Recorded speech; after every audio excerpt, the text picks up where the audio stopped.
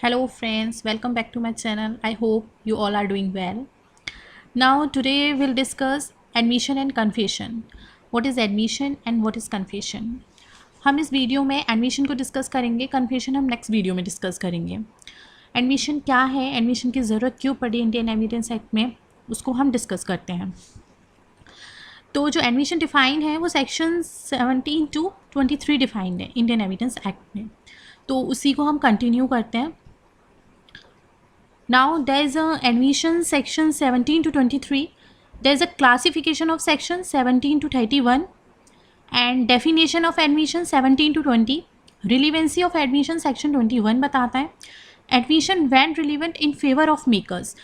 मतलब एडमिशन क्या होता है, हमेशा अगेंस्ट में होता है, लेकिन जो फेवर में कब होगा वो हमें सेक्शन 21 सब क्लॉज 1, 2 and 3 बताते हैं।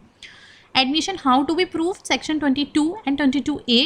Admission when not relevant section 23. Evidentiary value of admission section 31 बनाता है। एविडेंट्री वैल्यू ऑफ सेक्शन 31 बताता है उसमें क्या है, जो एडमिशन है वो हमारा कंक्लूसिव प्रूफ नहीं है।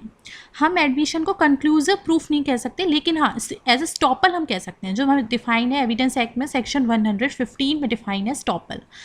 मतलब तो एविडेंस को हम कंक्लूसिव प्रूफ नहीं, लेकिन हाँ एज ए स्टॉपल कह सकते हैं। अपनी बात में एक तरफ रहना, मतलब अपनी बात को जो तुमने पहले कहा वही बात को कहना। अगर तुम डिनाई करते हो तो ये स्टॉपल है, तो जो तुम्हारा एडमिशन पहले था वही एज इट इज़ होना चाहिए। तो एडमिशन कंक्लूसिव प्रूफ नहीं है, लेकिन हाँ स्टॉपल है। Now there is a inter relation of statement, admission and confession. तो इस डायग्राम के थ्रू हम समझते हैं कि मतलब एडमिशन कन्फेशन होता क्या है, जो आपको बहुत ईजिली समझ आ जाएगा। जो स्टेटमेंट है, जो एडमिशन एंड कन्फेशन है, वो दोनों ही स्टेटमेंट होते हैं। ओके तो जैसे एडमिशन है और जो कन्फेशन है, हम दोनों को मतलब स्टेटमेंट तो दोनों ही है, लेकिन क्या क्या डिफरेंस है वो देखते हैं। Firstly admission confession both are statement in which admission is a class and confession is a sub class. Secondly all admission and confession are statement but all statement are not admission and confession. मतलब दोनों statement तो होते हैं, लेकिन हम किसी को ये नहीं कह सकते कि एडमिशन ही कन्फेशन है या कन्फेशन ही एडमिशन है, दोनों डिफरेंट होते हैं। Thirdly all confession are admission but all admission are not confession. जो जितने भी कन्फेशन होते हैं वो सारे एडमिशन होते हैं, बट जो जितने भी एडमिशन होते हैं उनसे हम कन्फेशन नहीं कह सकते, क्योंकि एडमिशन अगेंस्ट में होता है। एडमिशन क्या है, एडमिशन का मेन मोटिव क्या है वो हम डेफिनेशन के थ्रू समझते हैं। जैसे सजेस्ट करना, ऐसा हो भी सकता है या नहीं। कन्फेशन एक स्टेट पॉइंट है। कन्फेस मतलब यू हैव टू कन्फेस, तुमने कन्फेस किया, लेकिन एडमिशन में ऐसा कुछ नहीं होता। इसलिए हम कहते हैं all confession are admission but all admission are not confession. Now there is a definition of admission. क्या है नेचर ऑफ एडमिशन, क्या कहता है, an admission made in oral document or in electronical record may be an admission. It suggest any inference as to any fact and issue or relevant fact. मतलब कुछ suggest कर रहा है, fact and issue or relevant fact को suggest कर रहा है, वो हमारा एडमिशन कहलाता है। जो it has been made by such person and in such circumstances, जो किसी पर्सन ने मेड करी ऐसी सर्कमस्टांसिस जो 18, 19, 20 में डिफाइन है।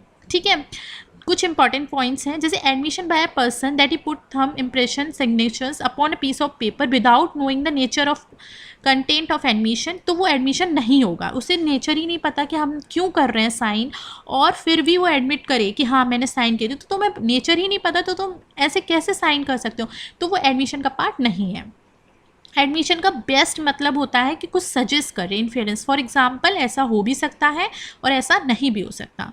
तो थर्ड पॉइंट है the court must examine the statement must see that the statement is clear, unequivocal and comprehensive, there should be no doubt of ambiguity. मतलब एडमिशन जो होता है बिल्कुल क्लियर होना चाहिए, बिल्कुल पॉइंट टू पॉइंट होना चाहिए। तुमने क्यों कहा, कैसे किया, क्या था वहाँ पे, तो एडमिट करना, मतलब अपने अगेंस्ट में कोई चीज़ इंसान एडमिट करता है वो अपने आप में ही बहुत बड़ी बात होती है, तो वो बहुत क्लियर होनी चाहिए, उसमें कोई डाउट नहीं होना चाहिए। ये कुछ इलस्ट्रेशन है जिसके थ्रू हम और अच्छे से क्लियर करेंगे क्या है। जैसे एक फर्स्ट इलस्ट्रेशन है कि एक पर्सन ने रिकवरी लोन लिया, ठीक है, उसकी रिकवरी अकाउंट में उसकी एंट्री की, और इज़ अ पार्ट ऑफ कि उसने जो लोन लिया था उसकी एंट्री उसने उस पार्ट में की, तो वो उसके लिए लाइबिलिटी है। तो क्या कह रहा है, if he make any statement to the effect that he does own the money that is an admission begin है एक्नॉलेजमेंट, तो वो उसके हाफ में एडमिशन है.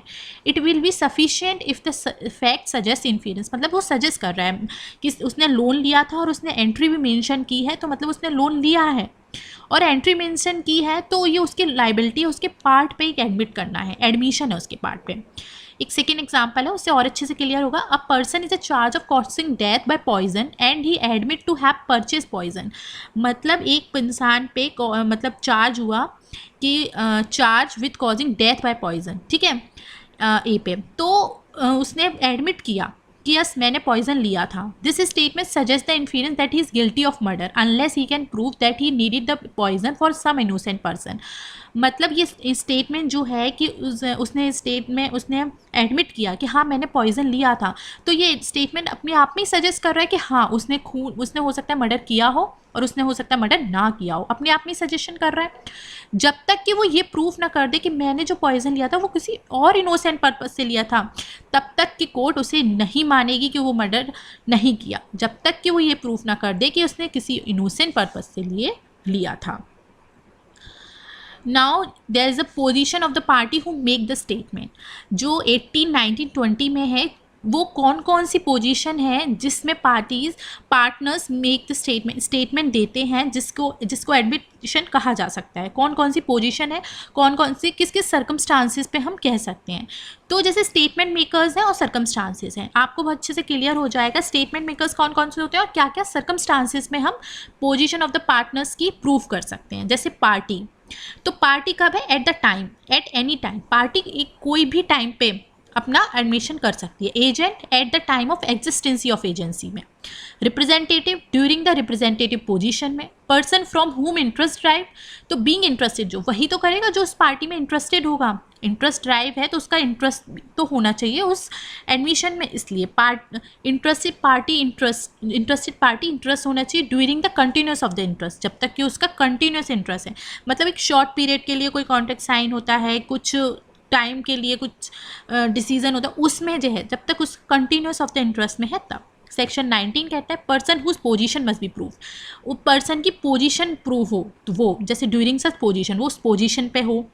पर्सन एक्सप्रेसली रेफर, जिसको रेफर किया हो बीइंग रेफरी. तो 1920 ये बताते हैं. स्टेटमेंट मेकर्स, सर्कमस्टांसेस, किस किस कौन कौन स्टेटमेंट मेकर्स दे सकते हैं, क्या क्या सर्कमस्टांसेस होती हैं, जो आपको क्लियर हो जाएगा. Now admission when relevant in favour of its maker. कब एडमिशन रिलीवेंट होता है अपने फेवर में? मतलब अब पहले हम हमेशा एडमिशन अगेंस्ट में पढ़ते थे, जैसे कि हमने पॉइजन वाला एग्जांपल लिया कि उसके ऊपर पॉइजन का चार्ज लगा था कि उसने पॉइजन के थ्रू उसकी मर्डर किया है, तो उसने एडमिट किया कि हाँ मैंने पॉइजन लिया था, अपने अगेंस्ट में जाके एडमिट करना. लेकिन जो सेक्शन 21 एक्सेप्शन है वो बताता है अपने फेवर में कब होगा. तो इसकी 3 कंडीशन है, फर्स्ट, सेकेंड, थर्ड. फर्स्ट कहती है when the admission in such a nature that it would be relevant under section 32 if the death of the maker occur.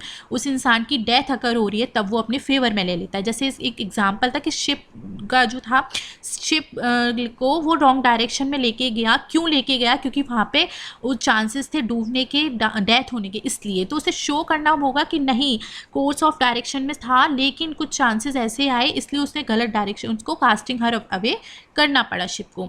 Second कहता है when the admission consist of statement of the existency of state of mind or body which is relevant or in issue had been made out or about the time when such state of mind or body existed also by such conduct with renders the falsehood impossible. मतलब उसे एक अपनी body और body mind. Second कहता है कि तुम्हें अपनी पोजीशन को, तुम्हें अपने स्टेट ऑफ माइंड को प्रूव करना पड़ेगा. इसका एक इलस्ट्रेशन था कि एक के पास पता था कि स्टोलन गुड्स हैं, ठीक है, तो उसे ये शो करना पड़ेगा कि नहीं उसने सेल करने से उन्हें मना कर दिया कि नहीं मैं उसे, तो अपने फेवर में कहा ना कि नहीं ये स्टोलन गुड्स थे लेकिन मैंने उन्हें मना किया कि नहीं मैं इन्हें सेल नहीं करूँगा. सेकेंड इलस्ट्रेशन इसका था कि एक क्राइम कमिटेड हुआ कोलकाता में. तो ए के ऊपर चार्ज हुआ लेकिन ए को एक लेटर शो करना पड़ेगा कि नहीं वो जिस दिन क्राइम कमिट हुआ था उस दिन वो लोहार में था. तो ये अपने फेवर में बात आई ना कि अपने फेवर में कहना कि नहीं मैं उस टाइम था ही नहीं, मैं कहीं और था, तो अपने फेवर में पोज कर रहा है. Third, when the admission is relevant otherwise then the admission that it may be proved such other form. Otherwise then the admission क्या होता है? अदरवाइज देन द एडमिशन जो सेक्शन 6 बताता है, forming a part of same transaction, उसको हम इसमें उसके थ्रू हम इसमें पढ़ सकते हैं. बहुत इजी है, आपको समझ आएगा। जैसे section admission how to be prove section 22 and 22A में admission when not relevance section 23 बताता है। तो आपको क्लियर हो गया होगा। 17 to 23 एडमिशन की बात करता है। एडमिशन हमेशा अपने अगेंस्ट में होता है, लेकिन हम अगेंस्ट में होता है, लेकिन फेवर में कब होगा वो उसके लिए सेक्शन हमारा बताता है।